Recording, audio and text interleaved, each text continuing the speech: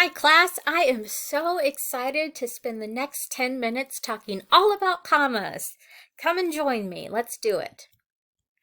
So the first thing I wanted to do is just introduce this book that I'm having you read, Kiss My Asterix. We're only going to be looking at 2 chapters, but I think they're pretty helpful. The one you're looking at today is called More Than a Feeling, and it's about commas, and I hope you enjoy it. It's as fun as you can make grammar, I think. So this is a classic example of why using your commas can help bring clarity to your writing. It's the difference between cannibalism and just a regular dinner. Let's eat grandma, or let's eat grandma. This is an example where I was convinced to use the Oxford comma. That's where you have this comma right here after JFK. So there's a lot of debate about whether that comma is necessary. I tend to like it because of this example. If you look at it, we have a list. We invited the strippers, comma, JFK, comma, and Stalin. We have 3 sets of items in our list. With the example down here, we only have the 1 comma, and it actually looks like we invited the strippers whose names are JFK and Stalin. Let's move on. So I wanted to talk a little bit about some different examples of situations when you need a comma. So when you have 2 independent clauses in a sentence, I went to soccer practice, I was late. These are both independent clauses because it has both subject and predicate, subject and verb. I was late. I went to soccer practice. Both of those are independent clauses. And what we have is it's separated by a comma and a but. In that case, whenever you have a fanboy for and, nor, but, or, yet, so, connecting 2 independent clauses, you precede the fanboy with a comma. So that is a classic example, and it will help you when you start looking into how to fix run-on sentences.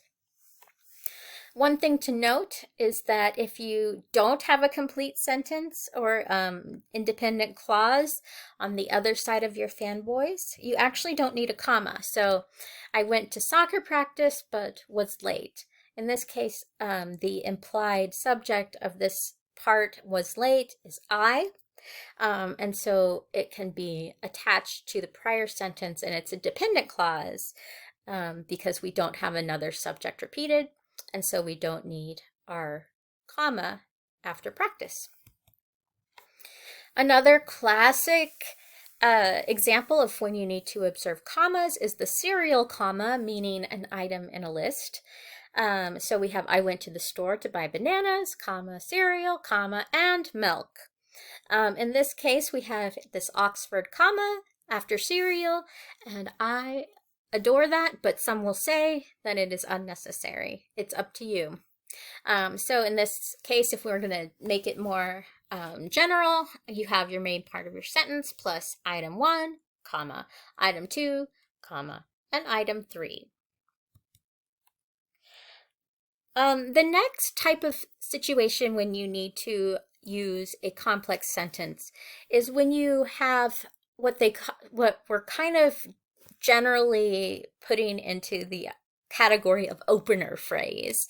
When a sentence begins with some sort of opener phrase, you follow that phrase with a comma. This is usually dependent. It's not an independent clause. It's not a full sentence. And it somehow it's opening the idea without completing it. So let's look and see what some opener words are that begin opener phrases. Prepositions, adverbs, and subordinating conjunctions are all types of words that begin the kinds of phrases that need to be followed with a comma. So prepositions, adverbs, and subordinating conjunctions. Some common adverbs that are not ending in ly are available here that you can look at. Prepositions that you can look at here, these begin often helpful phrases to bring some variety to your sentences. Subordinating conjunctions are these kinds of words after although. I will put a handout with this information so that you can look at it in more at your leisure. All right, so let's make it a little more difficult. If that dependent clause that uses some sort of opener phrase, if it comes after your independent clause, then you don't need a comma. So instead of it being after class, comma, the students went to the coffee shop, here we have the students went to the coffee shop after class. No comma necessary. We also have what are called the interrupter commas.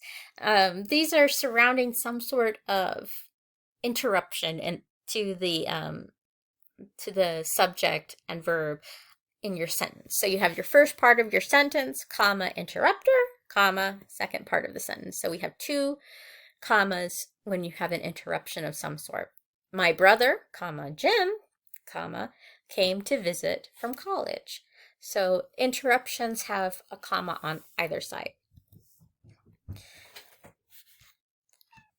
Another type of comma that's going to be really important in my class to get used to using is the comma that follows an introduction to a quote or dialogue. So when you have something like the duck said, you always follow that right before. There should be a comma right before any type of dialogue or quotation that comes.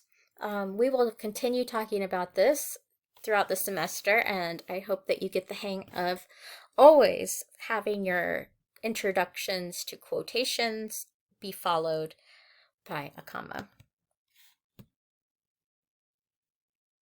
Another situation when you need to use a comma is in an adjective list, when you have multiple adjectives describing something,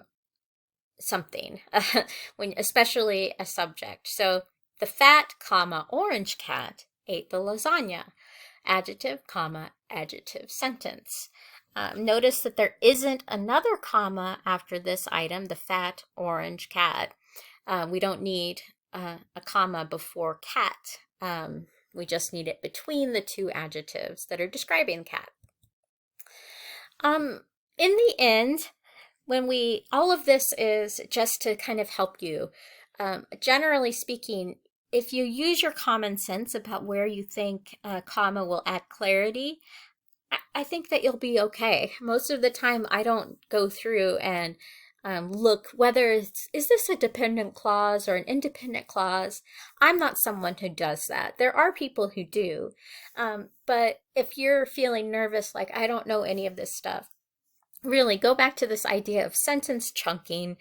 And if you look at your chunks and see how they interact with one another, that's how you're going to find where you probably need to use commas. Does it make sense?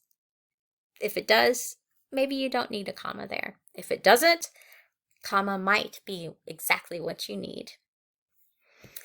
Happy comma-ing.